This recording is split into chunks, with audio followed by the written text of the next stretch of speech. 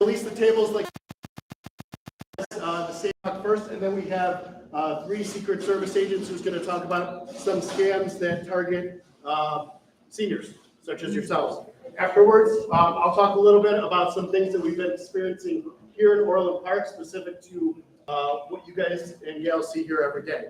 So we can also do questions and things like that. We will have drinks. We have water, ice, I think fruit punch, coffee, and decaf coffee. And then the Heine's McCarthy is going to be on those 2 tables. So with that, we'll start releasing the tables. And this is the least popular part because obviously everyone always wants to do first. My last name starts with W, and I was always last. So we're going to start with the W's today. No, I'm just kidding. Chuck, is somebody wait? You grab Chuck to release 2 on this side. And then, so like I said, the 2 tables are on each side. If I can have these 2 tables go first to the right side here, and then I'm going to have somebody release 2 tables to the other side there. I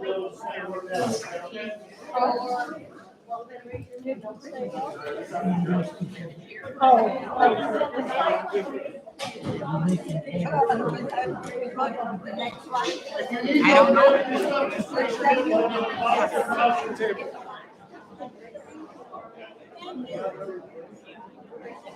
I know I was always last in school because I was in college. Every friend I tried.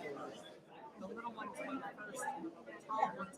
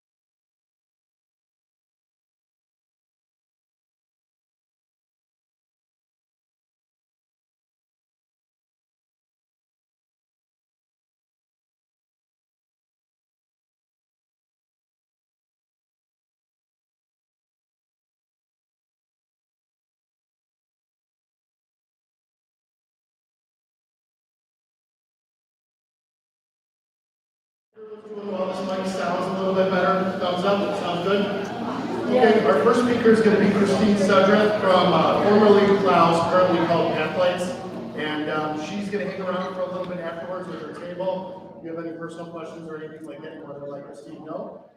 Kind of as we move throughout, we'll have the volunteers move throughout, and if you need something, just grab one of them. We'll try to help you out. I'm sorry, there's no butter. There's been like 10 butter requests. We are all out of butter. No butter. Thank you. Gary, we're going to have Lana next week. We're going to have Lana. So if no butter is the worst part of the day, I guess she's off school, right? Perfect that everybody's here today. It's a great day to be outside, and I appreciate you coming inside through this to learn a little bit about Pathlights. So normally when I do this presentation, I do everything soup to nuts, but it's a really long presentation, and I know you're here to socialize. I know you're here to hear other speakers and find out what's going on in the community. So what I'm going to do is a brief overview of Pathlights. I'm going to talk about some of our newer programs coming up a little more in depth. And if anything piques your interest or sounds like something you or someone you know might need, I took over the police table right at the beginning because Pathlights has a lot of clout in this area. So, but I have more specific information at the table. If you need to talk to somebody at our agency about a specific program that I mentioned, what I'll do is I'll take your name and number. You won't have to call in. I'll just take a note and I'll hand it directly to them when I get back. So again, welcome today and thank you. On the table, there is an attendee information form. So I know a lot of people look at these and set them to the side. The one thing I'm going to say about the attendee information, if you are a caregiver specifically, it's really important that you are willing to fill this out. Now, how many people came in years past and I've been harassing you since you filled this out? Anybody? The attendee information, can you hear better without this? Okay. I know it may not work for the recording. I'll go without it. So I will tell you, I was a 6th grade teacher, so I can talk over you, but I prefer not to. So we have a demographic form on the table called attendee information. When you fill out your census forms, they ask you about children in the house and all kinds of things. That's so they can continue getting funding for the schools and like. We don't have that on the census, so what we do is we collect attendee information so that we can go back to our state and federal governments and our local communities and say, hey, we need caregiver funding, we need funding for this, we need funding for that. Don't forget people, you're adults. So I would truly appreciate it if you would fill this out. If you do anything for somebody else, that they do not do for themselves, you are a caregiver. The only reason I need an email, the only reason I need an email is if you would like us to email you our monthly notifications for programming. Otherwise, you can skip that, but if you are a caregiver, please complete all the way through the bottom. It'll take you about a minute and a half. I will collect those at the end. The other thing I'm going to tell you is if you have an interest in a program, whether it be a topic about legal things or a community event that you would like, I am the person at Pathlights that programs everything. So if you would write your ideas on there about some type of activity you'd like to participate in, something you'd like to learn about, a skill you would like to learn, I will work on getting those in place and we can do those types of activities. So Pathlights, as mentioned, was formerly Klaus Council on Aging. Klaus talked about our geographic location, which we cover Palos, Lamont, Orland, and Worth townships in southwest suburban Cook County. If you are from outside the area or you have concerns about someone who is, I have our map on the table outside, and on the map, on the back, there's a list of agencies in surrounding areas, and there's an email and a phone number where you can call for somebody across the U.S. to find out who their agency is that would provide such services. So everybody does have a one call does it all. We are in the process of updating this. It should be ready in a couple weeks. This has morphed from our short list of services to a two-sided paper. So what I'm gonna do is just quickly run through what we do, but I'm gonna really focus on some of our new services that aren't listed here. So one of the reasons that we're so involved with the Orland Park Police Department, Cook County Sheriff, and the police departments in the 20 towns that we serve, and in addition to that, we are now Adult Protective Services, we're back in Stickney Township, is because we are the investigative unit if there is any type of neglect, abuse, anything that's happening in a private home for adults age 60 and over, and for people with disabilities age 18 and over. They've aged out of the pediatric system and we're falling through the cracks. I will tell you that the newest thing added to Adult Protective Services is abandonment. So there are typical things like financial exploitation by a family member or a friend, a caregiver, things like people not taking their medication, so they're self-neglecting. But abandonment, being brand new, is something you could call us about. We actually have already had a case, even though this was just instituted.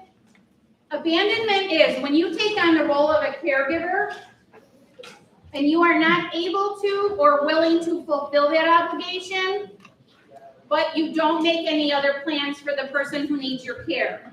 So the situation that we had was, we had a family member who was unemployed during COVID, a parent needed caregiving, easy to say, I'll do it. But now things are getting back to where people are going into the office, there's a lot of hiring going on, so this person got a job in California. So what do?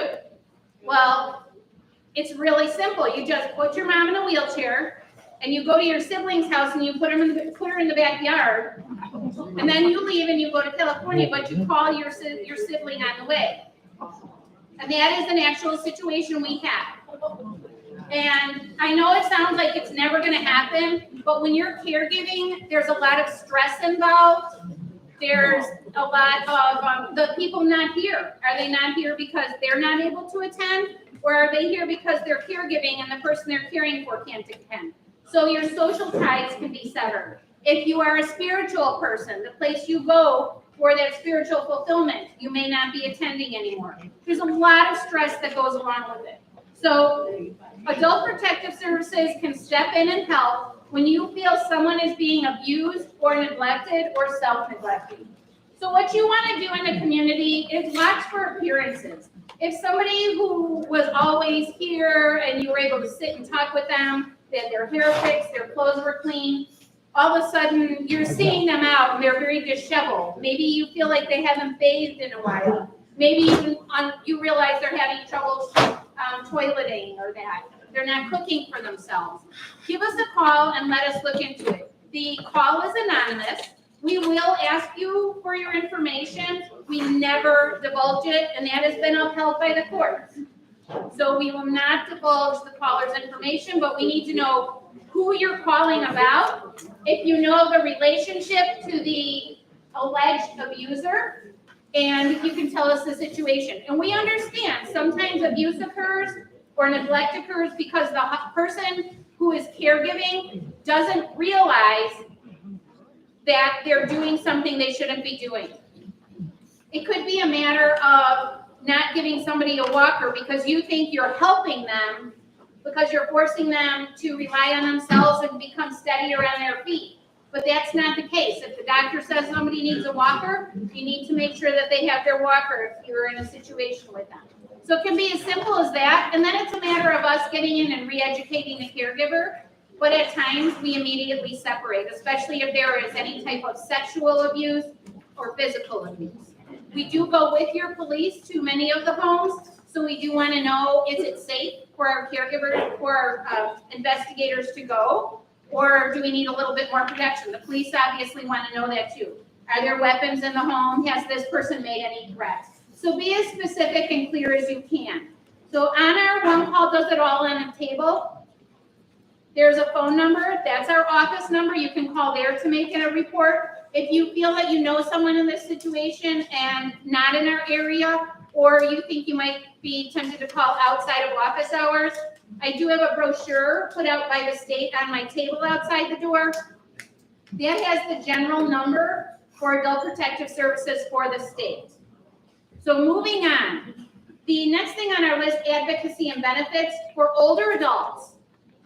You are entitled to certain financial benefits that you may not be aware of. Take our paper. Nobody anticipates outliving their savings.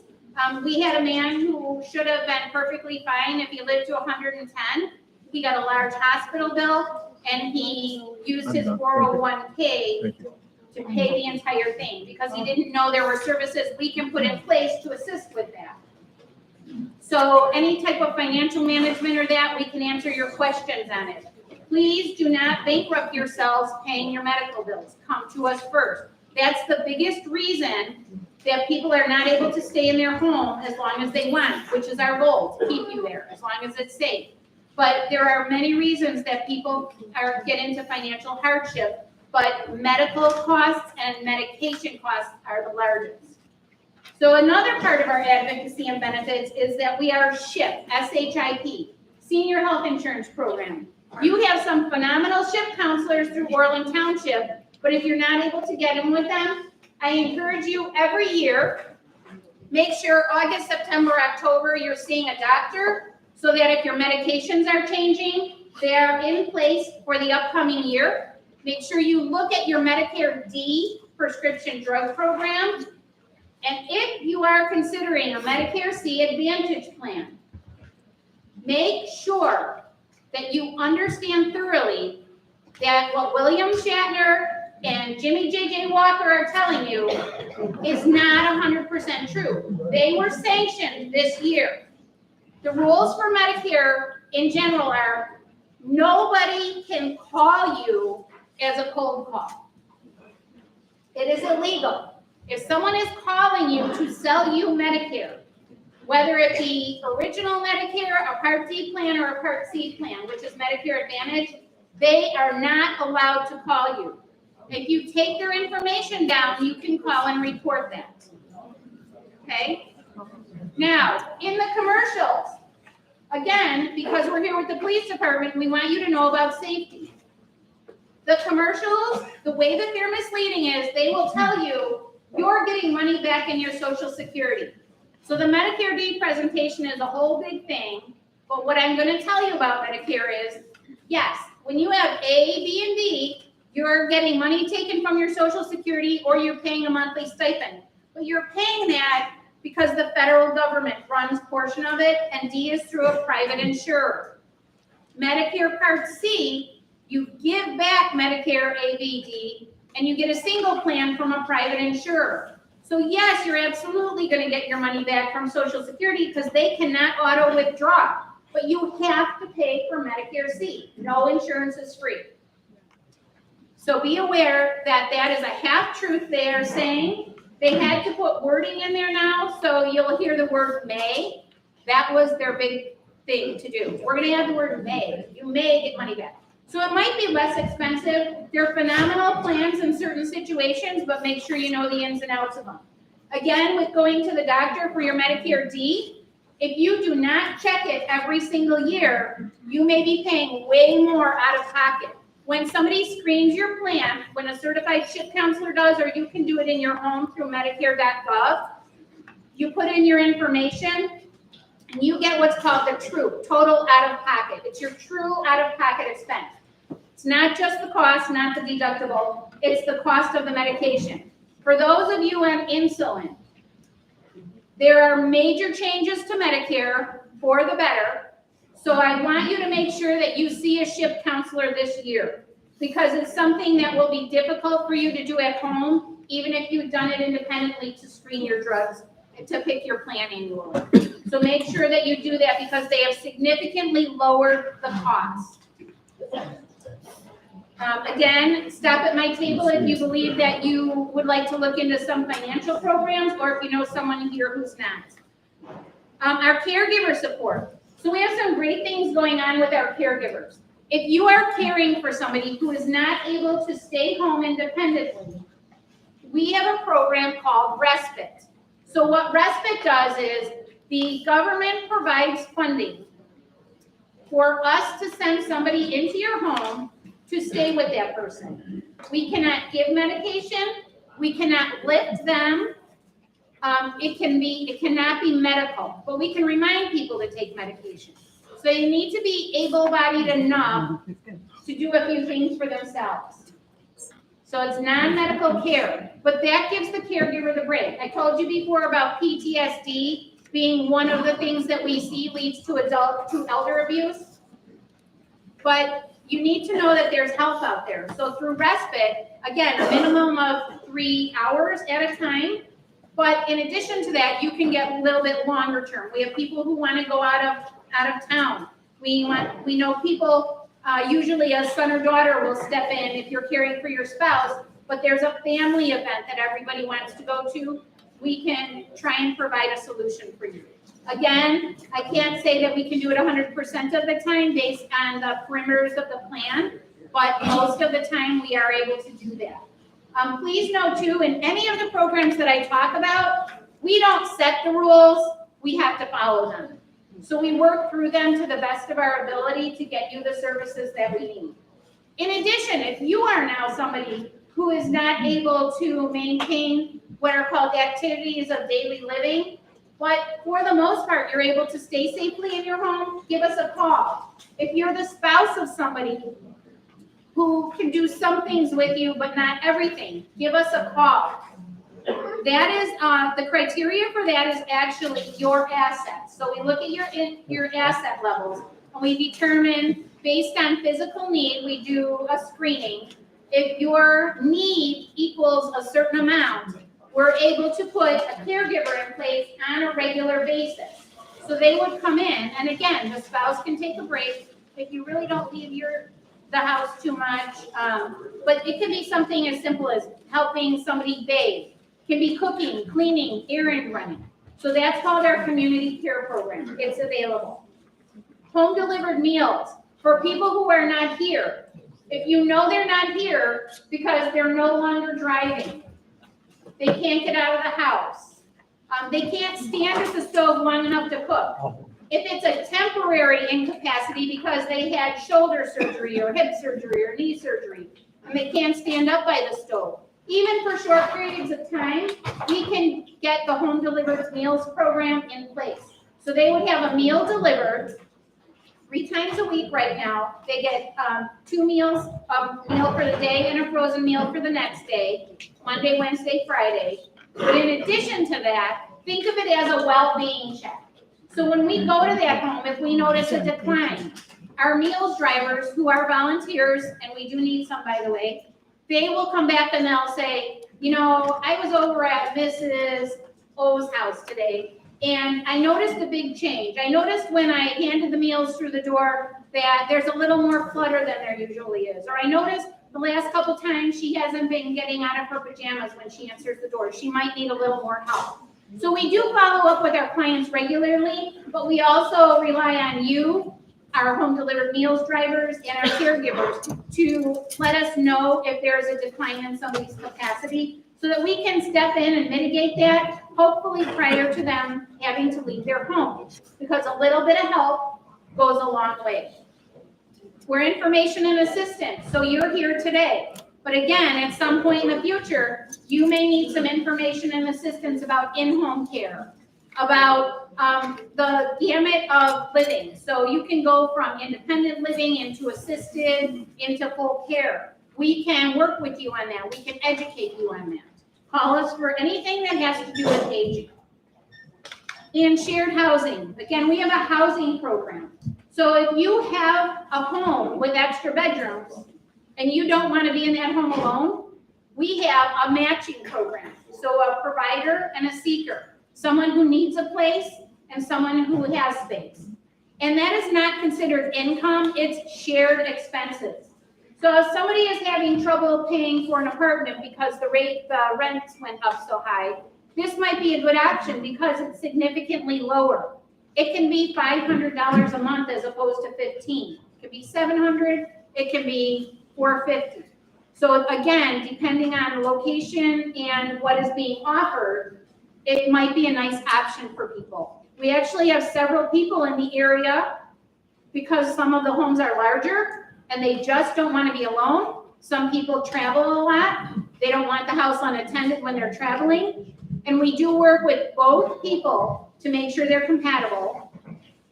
But in addition to that, there's no lease. So if you're not comfortable after a while, we make arrangements for that person to leave, and we can either rematch you or you can just withdraw from the program.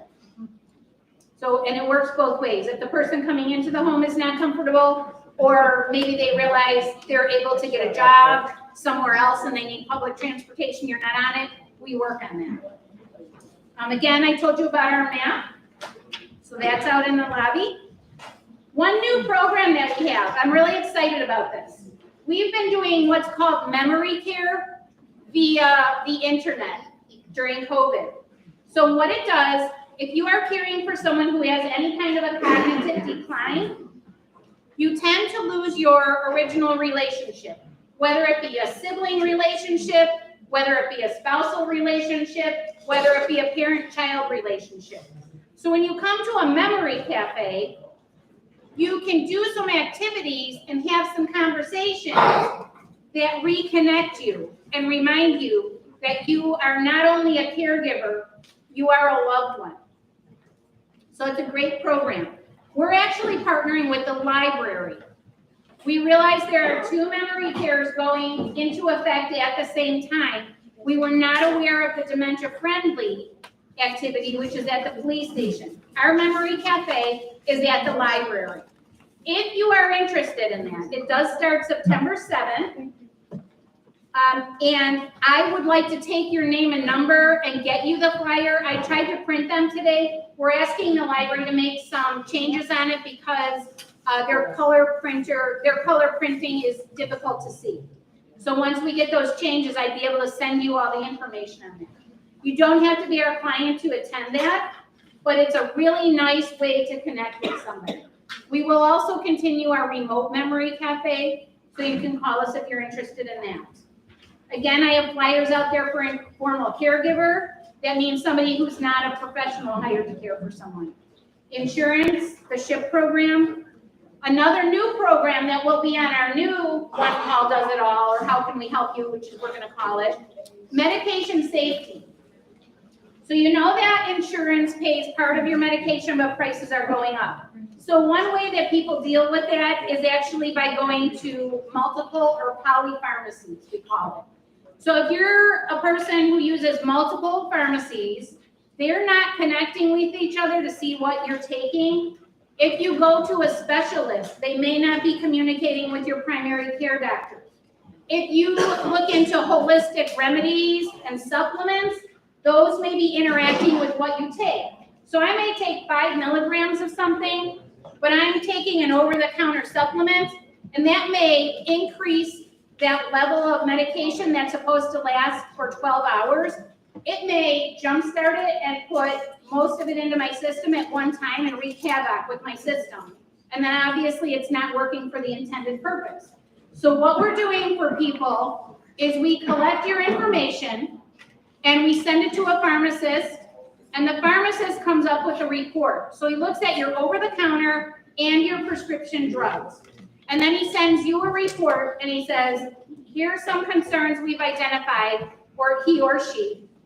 Concerns we've identified, please take this to your primary care physician and your specialist and discuss these.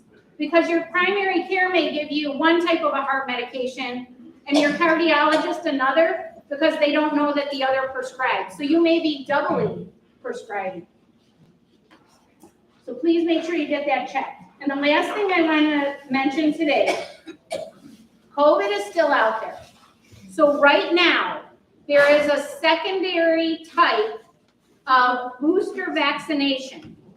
And it's very specific to the types that they're seeing, the types of variants they're seeing. You can get that now, and we're looking at December or January for a whole new vaccine to come out. And I know it's a lot to keep saying vaccine, vaccine, vaccine. What I want you to know is the new vaccine that's going to be coming out will do different things, and it's going to have more universal coverage. You can still get the booster, the new booster, and get that one. There's not a time length between them, right? In addition, for your Medicare is now covering shingles and pneumonia. So those vaccinations are also available. The flu vaccine, highly encouraging you to look into it. I'm not a medical person. I'm not telling you to go get all these vaccines. I'm telling you to talk to your doctor. Your doctor should be your trusted source, not Facebook, not the internet. If you are looking things up on the internet, make sure you're going to a hospital site or a research site, a .edu like Northwestern. Make sure it has .edu on the end so you know you're going to the official Northwestern School of Medicine and looking up the information. That's for anything. You have to make sure you're getting your info from a reputable source. If you know somebody who is homebound, but they would like to have the COVID vaccination when the new one comes out, or the booster now, we can make arrangements for homebound vaccinations for the flu and for the COVID vaccines. So please, again, I have these out in front. If that's something specific that you want, pick up our flyer. It's as simple as them calling our office. We get their basic information. We make the arrangements for somebody to come out. It's a program covering a wide berth of suburban Cook County. So it's not just us in this program, but it is very effective.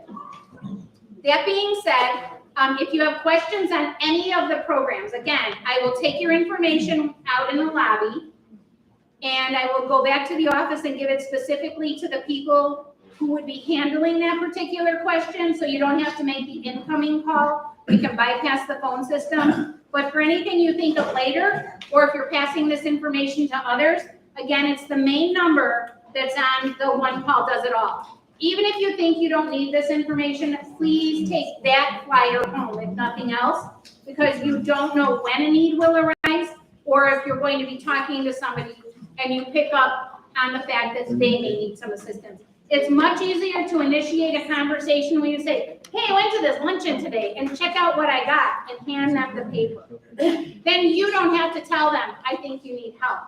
But it's a way for them to look at it and say, whoa, I think I could use meals. I think I could use this. A little friendly encouragement doesn't hurt.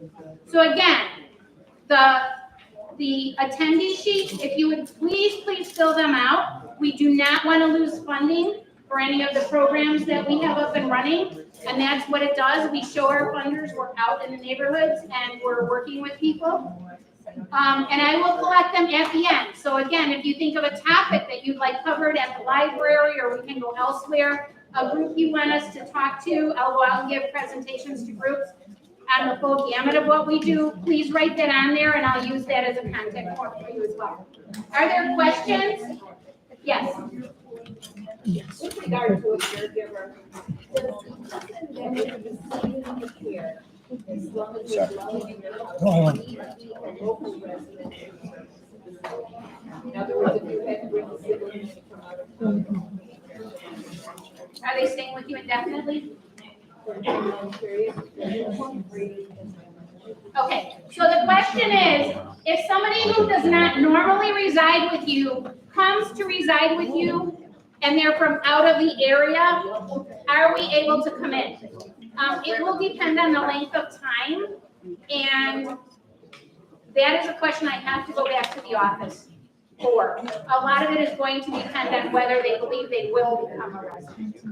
In relation to that question, we've been getting a lot of this lately because a lot of people moved out of state, and we have family members wanting to bring them back when they start to need care. If that person is on Medicaid, every single state has different Medicaid regulations. So if they live in a nursing home in Indiana and it's being paid for by Medicaid, if they're seeing their medical provider and using Medicaid, they are not automatically enrolled and they cannot use Indiana or Wisconsin's Medicaid in Illinois. So part of it would be, if you're considering that, again, call us ahead of time. But quite honestly, until you establish Illinois residency, we cannot do an application. So it's not a real smooth transition, but it is possible, and we can really push to get it through a little more quickly. So if you would stop by my table afterward or fill this out, and I will ask a question and just your name and phone number and just click sibling and I'll know what it's about. Any other questions? Great. Thanks, everybody. Thank you very much, Christine. Like you said, Christine's going to be hanging out afterwards, so if you do have more questions, something comes up, feel free to stop by her. Next, we're going to have a couple of our agents from the U.S. Secret Service do a quick presentation. I'll let them introduce themselves. But we're pretty lucky because we actually have a spot in our police department where a Secret Service agent, when he or she's not busy, actually comes and works out of the police department. We can help them with some things and they can help us with some investigations. So with that, I'll leave it to the Secret Service. No, I can't tell you too much, just a little.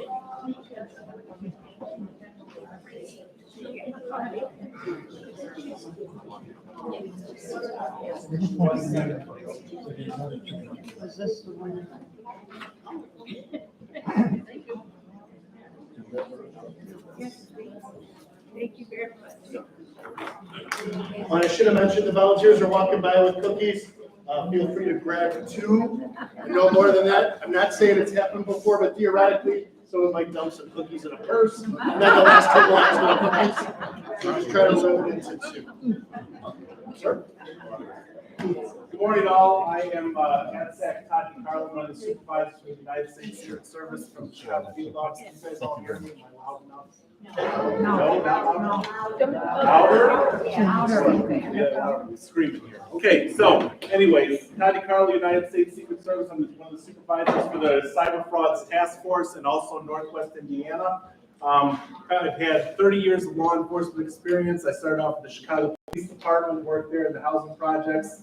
Then I was a detective down here in the suburbs in Matson for 8 years, and I've now been with the United States Secret Service for 20 years there. But majority of my cases that I've worked has dealt with financial crimes there, so I'm pretty well versed in regards to financial crimes.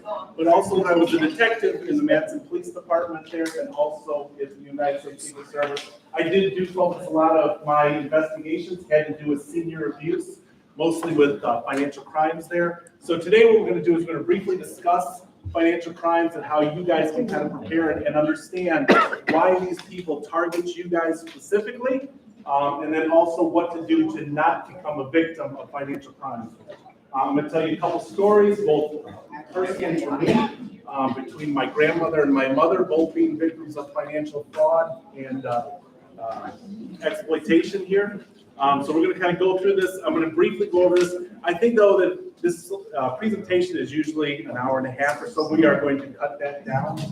But I want you guys to ask questions. I think you're going to get more information by asking questions there of stuff that's happening there.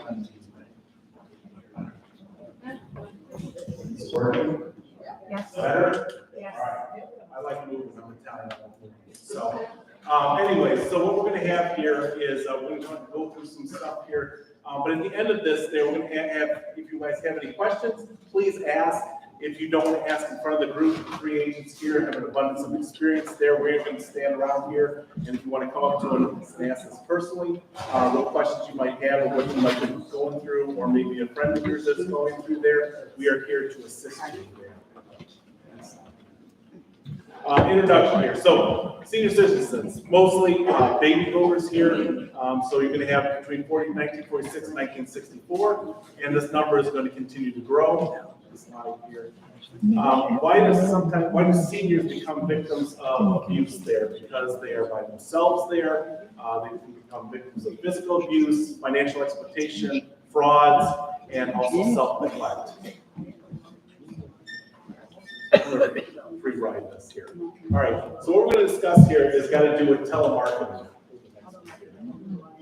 The reason why people focus on this here is because you guys have you've worked, you've paid more than likely, you paid off your house there, you have investments, you have money that's sitting there to basically take care of yourself as you go through your retirement. These folks understand that because they understand that maybe you're not as savvy on the computer, maybe you're not you have an issue with this Medicare. So anyways, and that you might be just you and your spouse together there, you don't have any more children that are living in your residence there. So that's why they kind of focus on you guys. Thank you. All right.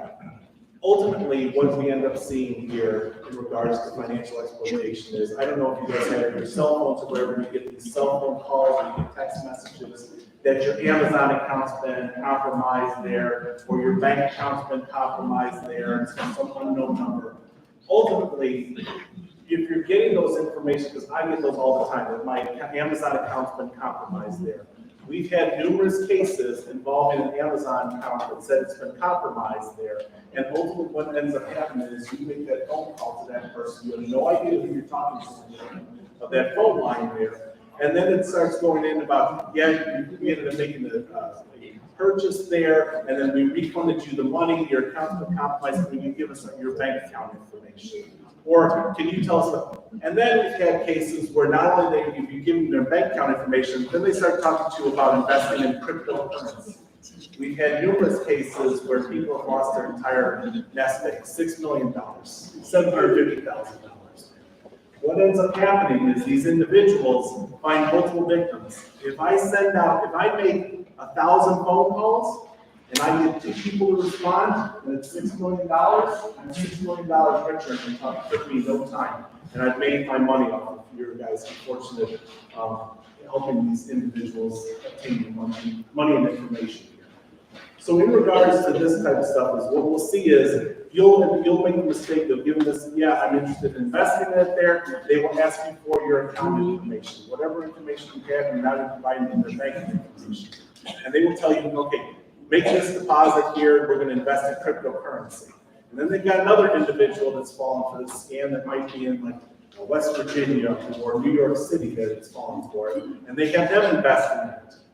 Okay, and let's say you put $750,000 in it, and the other one put $3 million in it, and they take $20,000 and they just put it into your bank account. Well, that's $20,000. It's the same amount of money. It's your money, and they're just putting it back and forth. So you're thinking, hey, I'm making $20,000 a month on this. I'm all in. I need to put some more money into it. And they tell you, all right, not going to get half $1 million. And they lead you dry, and then there's nothing that we can do to get you dry because it's all overseas. And you take everything. I will tell you this though, there is some stuff there, so you're aware of this. It's what's called the kill chain. What the kill chain is let's say you do become a victim of this type of fraud, financial fraud. What will happen is, let's say it has to be over $25,000, the money has to have gone overseas. As soon as you realize I made a mistake and I wired this money overseas, you contact your local police department, because then again, like, as the sergeant said, you have an agent that's actually assigned here from the U.S. Secret Service, they want our police department there. They make out a local police department, we initiate what's called a kill chain, which ultimately is able to start getting your money back. The sooner we know about it, the better it is, the more money you're going to get back. After about 3 or 4 days, though, unfortunately, the money's usually already gone to whoever that criminal's bank account there, wherever it went to overseas.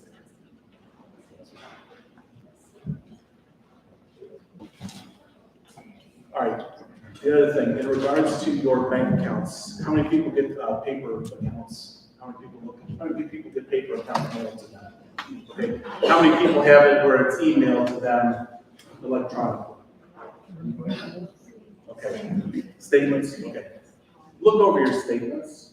We have a case currently going on where a bank employee literally gave me a written statement, a verbal statement in regards to her physically and purposely targeting the elderly, and her exact reason why is because they're probably going to die soon and they don't pay attention to their bank accounts. If you don't understand how to work, how your bank account works there, ask your caregiver, ask a family member. If you're not able to do that anymore, then make sure that one of your family members has access to your bank account and is able to monitor your account. Because sometimes people realize, okay, she's now in a nursing home, or he's in a nursing home now, and they know that, okay, well, every Wednesday she would come in and she would get $500 out there. Now all of a sudden she's not doing it. Well, now they've monitored that person's account there, and they realize that that person's not coming in on a regular anymore. They're coming in there and take money out there, so there must be something going on there. They'll monitor that bank account there, see what's happening with that account there, and then start making that account drop. And then next thing you know, there's no money in there to take care of any of your bills and stuff like that. If you feel that you've been a victim of financial fraud, abuse, or elderly abuse, please contact your local law enforcement or contact your caregiver or your family member there so that they can contact us so that we can start working on what we need to do to take that to make sure that you're not the victim anymore and get you out of that situation. Regarding like telemarketing scams, if they're calling on you high pressure, you know, if you get nothing else out of this, if you ever have anything, if it sounds too good to be true, it is too good to be true. We constantly get that all the time. So I'm going to tell you a story about my mother. My mother was in the beginning stages of dementia. Sorry, it's upset here. The beginning stages of dementia. She lived in Oregon. She had a huge house. She had a she rented out the apartment above the garage. Well, as she rented out the apartment above the garage, he decided to then start growing marijuana in the garage. She would not go out there because he's like, you know, that's his private space, I don't know. And my brother was like, I wonder why my mom's electrical bill went from $200 a month to $1,800. I told my brother, I said, well, why don't we go take a look and see what's going on in there? You open up the door and there's a giant marijuana grow happening in the garage. I said, okay, we need to get him out of it. So my brother started working on getting him out of the house there and evicting him from there and stuff there. Well, then this fine individual decided to come into my mom's house, force her into the closet, and he forced her to sign over $10,000 in cash and her vehicle. So, we were wondering what happened to the car, what happened to her bank account there. We had no idea. My mother was embarrassed to say something. She was embarrassed because she was the president of Mensa here in Illinois. She was the first vice president for McGraw-Hill, female vice president there. She owned her own business there, and she was embarrassed.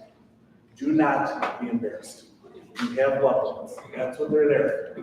Tell them what's going on. Tell them what's happening, because if you don't, I don't know, you can't fix it.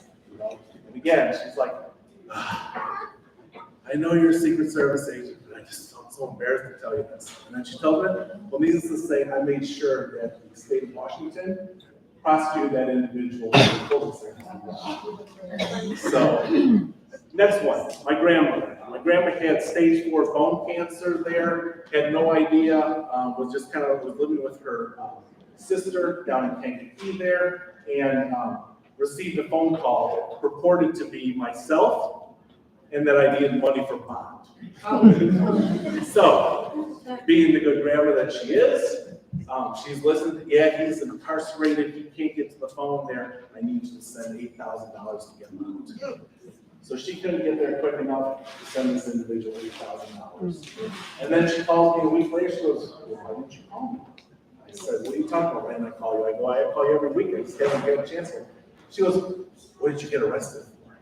I said, what are you talking about? I said, I've never gotten arrested in my life. And she says, yeah, you got arrested for DUI. And you were out in Ohio there, and you got arrested. I'm like, no. Where did you get it? Well, I sent $8,000 just to get bailed you out. And I said, well, I didn't get it. And I said, I'm guessing it's some scam.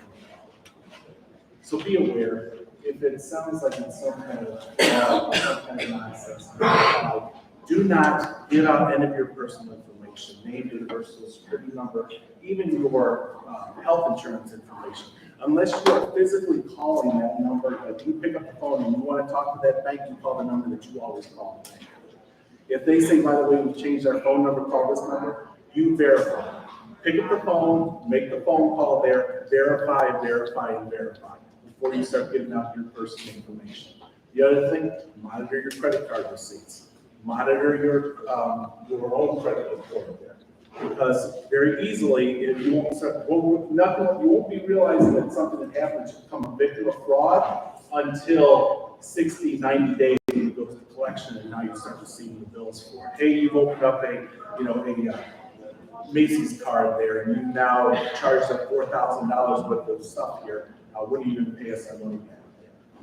Again, monitor your stuff, please. Whatever you do, if it sounds too good to be true, it is. Please take that in, because that is what's going to help you not become a victim of financial fraud. I'm gonna hand it over here to Paul's.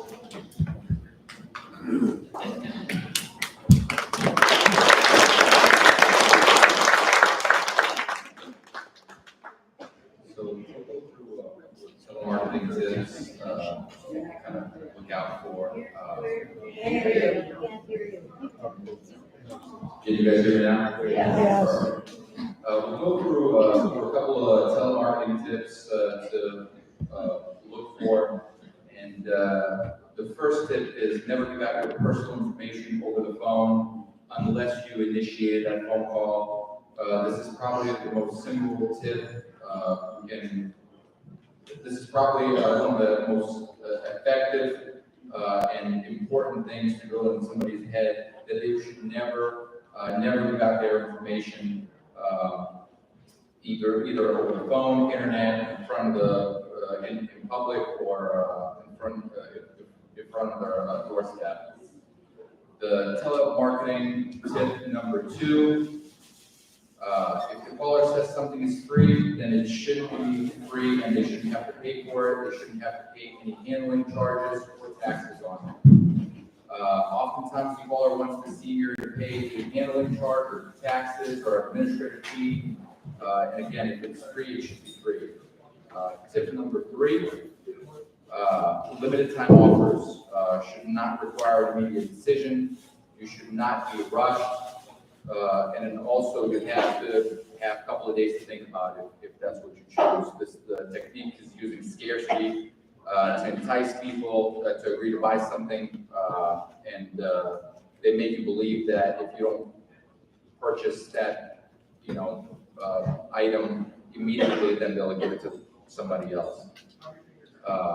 Tip number 4, be aware of callers that tries to convince you or tries to speak to you and you don't understand them. Bigger companies always will send you the offers via email, so they will provide you the email of the conversation that you have or the offer that they offered to you. So if you don't understand, ask them to send that in an email format.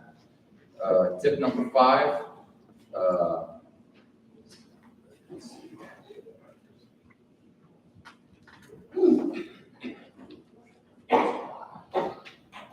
We'll go to the next one. We'll go to fraud. I'll give you some numbers here. So 5.7 million fraud-related complaints from consumers in 2021 was valued for in fraud $5.8 billion. And those were foreign money offers, prize sweepstakes and lotteries, internet auctions, telephone services, Amazon account takeovers, and other things, crypto investments. The identity theft. Seniors have the smallest rate of identity theft fraud. Victims, however, the Federal Trade Commission received a total of 56,584 identity theft related complaints from consumers aged 50 and over in 2005. Those were 34% credit card fraud, 18% bank fraud, 15% phone or utilities, and 63% of identity theft is committed by someone that the victim knows. I'm going to just interject really quick here. And Rich, you can correct me if I'm wrong there. If you are a victim in the state of Illinois for identity theft, you can make out a police report with your local law enforcement police department, correct? You know it occurred somewhere else. Absolutely. Okay, so that being said there, let's say someone does end up getting a hold of your identity there, and it could be any various ways in which it could be done. But let's say they go to Texas and they make and then we see all these purchases that are going on in Texas. They buy appliances, they buy jewelry, et cetera, et cetera. What you can do in regards to that there is what you're going to have to do is you're going to contact local law enforcement. You're going to make out a police report. Haven't been a victim of identity theft every campaign year, so that's 5 campaign years that I've been a victim of identity theft there, conveniently when I'm on the campaign trail. What happens is then what you're gonna do is you contact the 3 credit bureaus there, but that police report is basically your saving grace to kind of, it's your affidavit that's saying to Texas or wherever your fraud had occurred at, that you are the actual victim of identity theft there. They might send you a piece of paper there, an affidavit to say that you're not the actual victim of it, that you didn't actually make those purchases there. But I will tell you this, keep a folder of all this information there if you do become a victim, and there's some websites here on the end there, I would just write them down there. Usually local law enforcement will provide you those there. But in regards to that, if you feel that you become a victim of identity theft, you start receiving a bunch of mail, et cetera, that says like, hey, you owe us money, you didn't make this payment, et cetera there. Run your credit report, but contact local law enforcement so you can stop that bleed sooner than later. And you can put basically a flag on your credit so no one is able to open up instant credit anymore with your information. It does have a double-edged sword in regards to that, because now, like, let's say your washer and dryer go out and you decide you're going to go to Home Depot and you're going to put it on your charge card. You're going to open up the charge card because they give you 10, 15% off or whatever there. You then have to verify that it's actually you that's making those that inquiry into your credit there so that you can claim the credit. It's not that you won't get it anymore. It's just that you're going to have to go through a couple other steps other than just, all right, you've approved, you're ready to go. So some of the preventing identity theft tips that we have is don't provide your personal information to anyone that you have not contacted directly. Shred all your mail, all your discarded mail with personal information. Routinely monitor financial accounts and billing statements. Make a copy of everything in their wallet in case if it's lost or stolen. Or keep records of conversation and copies of all correspondences. So identity theft warning signs, failing to receive bills or other mail, receiving credit cards which you did not apply for, being denied credit or offered less favorable credit terms for no apparent reason, getting calls or letters from debt collectors or businesses about the services that you did not buy.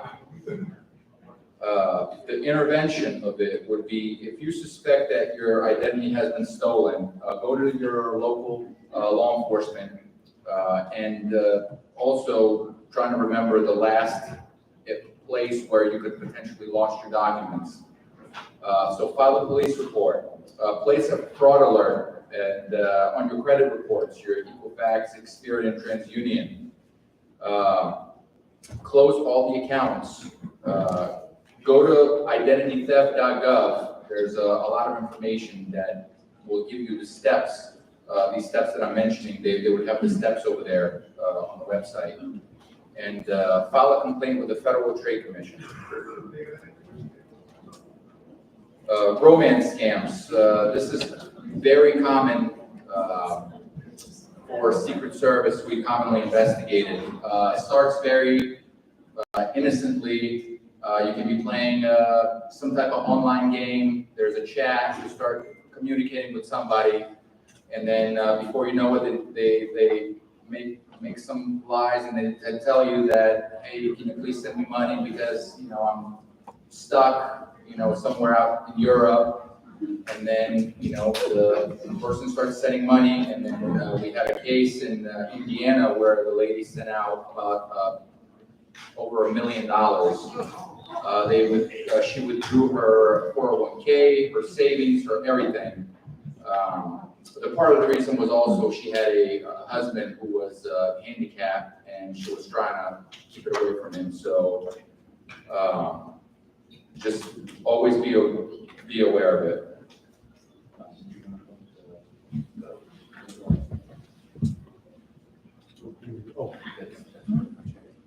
All right, this is the final part here. The nice thing, so in Indiana, a lot of the towns have, in Indiana, there's a lot of, the towns have actually put at these various big box stores by the gift cards, if you're buying in bulk gift cards, please see a manager there. That is because basically someone has asked you to buy gift cards and then give them those gift card numbers there. It's another way of them to obtain money from those funds through those gift cards there. So if at any point that you receive something other than your, like a friend or somebody that in person that asks you, hey, can you buy me a gift card because my credit card's broken or whatever's going on. If someone says, can you purchase large amounts of bulk gift cards and then give me the information for it, it's fraud.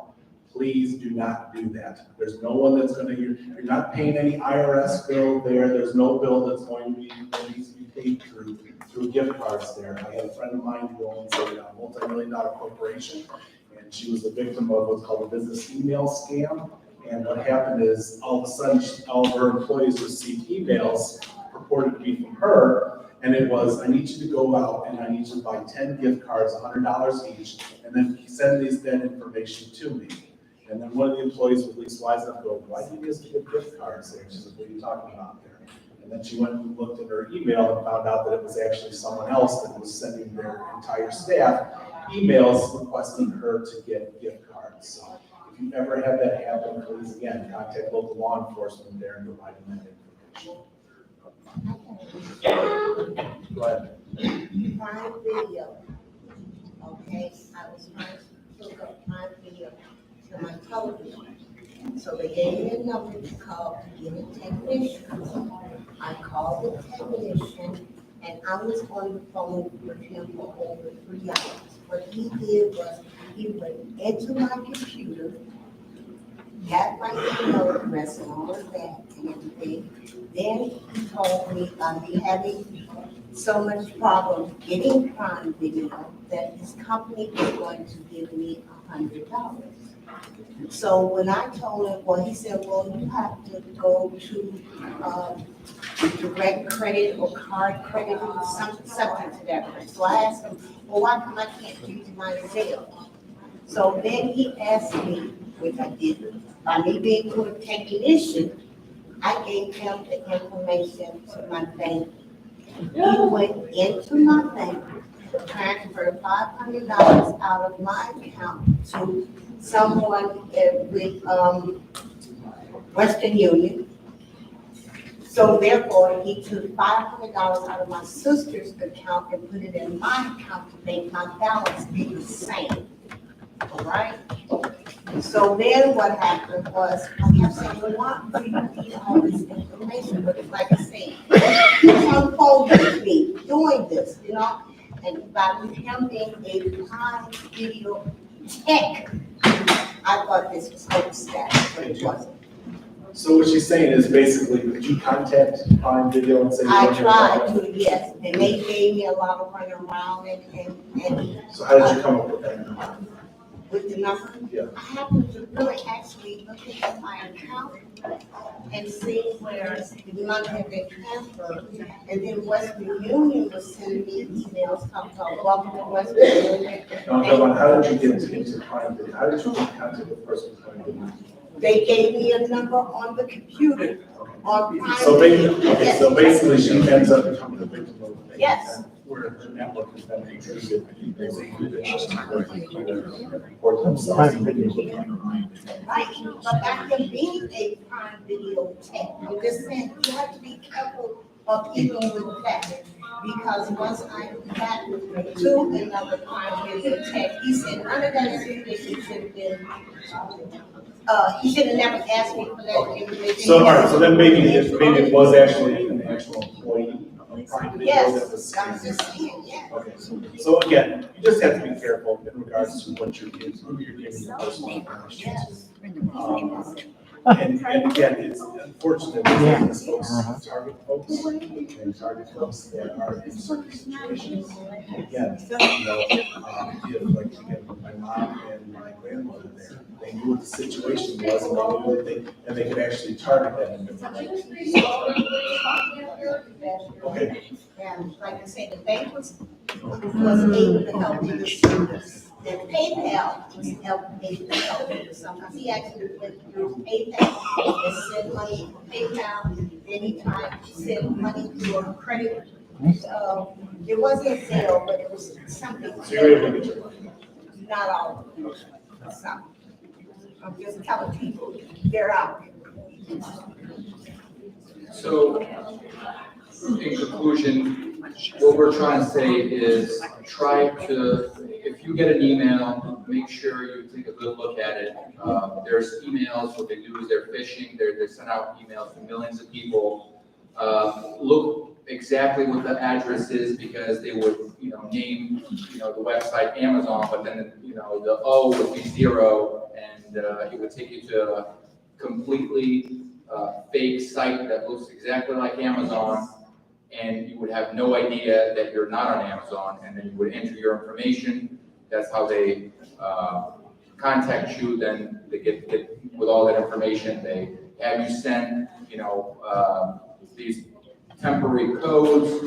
They call you, you repeat those codes, and then before you know it, they're in your account. They're ordering stuff. Just be very aware of that.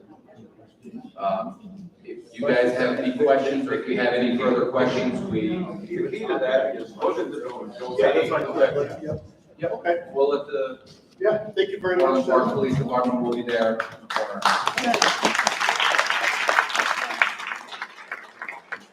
We are very lucky to have the relationship that we do have with the Secret Service. I'm not going to keep anyone here much longer than they need to be, but I just really want to hammer home all the things that were mentioned in the PowerPoint here are happening to people like you, residents of Orland Park. A lot of people are like, I would never be the one to do that. Oh, I would know that my grandson is not in jail. I would know what his voice sounded like. All those people say those things to the officers that are there to make the report, and yet they still fell victim. Wasn't quite a sweetheart scam, but it was somewhat similar. We had a case 2-3 years ago that was turned over to the FBI, where a family was out about $5 million over 5 years of a similar in-person type scam. So I'm just going to keep it really short and really sweet. Do not give your information out to anybody over the phone. Do not give your information out to anybody at your door. Do not follow links on your email. If you have Chase and you have a Chase email saying there's fraud, or you have Amazon, you got an Amazon account notification saying something happened, don't follow that link, even if it's legitimate. Find the other way, Google Amazon and find the contact number to reach out to them that way. Because that way you know for sure that you are not following a link that was sent. Because some of these things look pretty bad, pretty fake. Some of them look pretty good. I had one not too long ago from Netflix. And I looked through it for a couple of minutes and I'm like, you know what? I just deleted it. I went to Netflix and I checked my own account the way they read that one. PayPal's another one too. So this stuff is happening. Never fall for those granddaughter, grandson scams. If you have a grandchild who's run afoul of the law before and it might be real, reach out to your son or daughter first to verify that for sure. But almost 9.9 times out of 10, those are obviously scams. You're never paying for warrants. You're never paying for federal debt, IRS, anything through gift cards like the Secret Service said. Okay, so if you follow those steps, you'll be in good shape. Because we have had one instance of even where instead of wiring the money Western Union to another state, they actually came and picked it up at a house in Orland Park. If that happens and the money comes in that way and delivered, there might be something our detectives can do with maybe. However, if we're sending that money to Delaware or California or anything like that, there's almost no follow-up we can do with that in terms of making sure that person gets prosecuted or potential retrieval of your money. We're talking tens of thousands of dollars. So just be aware of that stuff. It's almost always a scam. I don't want to make you live in this paranoid world, but there's just a couple of steps that you guys can do in between to do that kind of thing. I should have mentioned before, we have Rich Miller here from the police department and Leo, and he can walk around kind of throughout if you guys want to meet Leo, our therapy dog, and he hangs out with Rich all the time. One last thing I do want to mention, ruse burglars. Have you heard of ruse burglars before? Kind of show of hands. I did a cool video a couple of years ago on the village website. You might have seen it. Maybe not. Don't let anyone in your house. If they are coming to your house saying they're from combat, Night Corps, village, look for their identification card. And on top of that, look outside to see if you see a truck. No one from PW is going to be coming to your door where you can't see a PW truck right ahead of time. And you know what? Worst case scenario, if that person does happen to be from PW, close the door on them, call PW, Public Works, just Google Public Works phone number, and say, hey, look, I live at so-and-so address. I have someone here. Are they with you? And they'll let you know. Same with police, same with anything. No one's going to take that to heart and have their feelings hurt. We would rather have you be safe because there are people that go from village to village throughout the state of Illinois and throughout the country, and they will be inside your house while you come to the door to be with somebody from the water department. As that's taking place in about 3 minutes, there's 3 or 4 other bad guys moving through your home, knowing exactly where you might keep some cash or jewelry, and they are taking it before you even realize they're there. We've had cases where the woman's like, yeah, I kept the person at the door. It was only 3 or 4 minutes. I know for a fact there was no one in my house. Swore up and down. And then we said, all right, we got out there. We're like, it was a ruse, but let's double check to make sure they didn't get anything. And guess what? They got it all. Do not let anyone inside your house. We are not seeing instances where people are forcing their way in. It's simply about not letting them in and turning them away. And that goes for one other thing. If you happen to have a friend who happens to be, possibly older than you or about the same age as you, and you see it happening potentially in front of their house, call the police right away. What we want everyone to do is get into the habit of if you see something, say something now, because we'll come out there and address kind of what's going on at the time. And if it's legitimate and it's somebody from Night Court or it's someone from Comcast, no harm, no foul. The situation's over in a couple of minutes. But we would rather have you call about something that's actually legitimate than not call and think we're too busy for something. That's what we're here for. You call that non-emergency line anytime you want, 708-349-4111. If it's an emergency or you can't happen to think of what that number is, dial 911, that's okay too. We just want you to call us when we're needed so that we can stop something before it gets to it. There's one other thing I wanted to add, and I want to make sure I got it right. The mayor, Keith Peacock, and Police Chief Eric Rossi are going to be here tomorrow at 6 o'clock, and they're going to talk about that upcoming safety act that you probably heard of and how it might impact you. So if you want to come and hear them talk about that particular issue, tomorrow here at 6 o'clock is where that's going to take place. One last thing, and then we'll do questions for sure, but I do want to free up people if they want to go. We have the Citizens Police Academy on Saturday. I know it's late notice, but from about 8 o'clock in the morning to 2 o'clock in the afternoon, we have kind of a setup presentation here at our police station. And what we'll do is you can see a lot of the different equipment we use, get a tour of the police station, go into lockup, see what it's like to be a police officer on a day-to-day basis if you're interested. Please see one of us before you go and we'll get you signed up. We have about 7 to 10 people signed up only, and we could do as many as 30. And I think the 7 to 10 that we have are probably the same people that have seen it over and over again. I love those people. They're lovely people, but we would also like some newer people. This goes for any age. So if you have a son or daughter that's, older to be enough, like an adult, 18 or over, we'd love to have them come by as well. We'll get the information to them. We would just it's hard to get people notification for this kind of stuff. But I will say with all that, thank you very much for coming. Thank you very much to our presenters. I hope you guys enjoyed the lunch. We will be around for questions, but if you want to go, feel free to go. We have cups over there with some giveaways. Feel free to grab one. It's got a pen, a gripper, which also goes as a coaster. Help yourself to one of those, and please have a good day. Thank you. Thank you.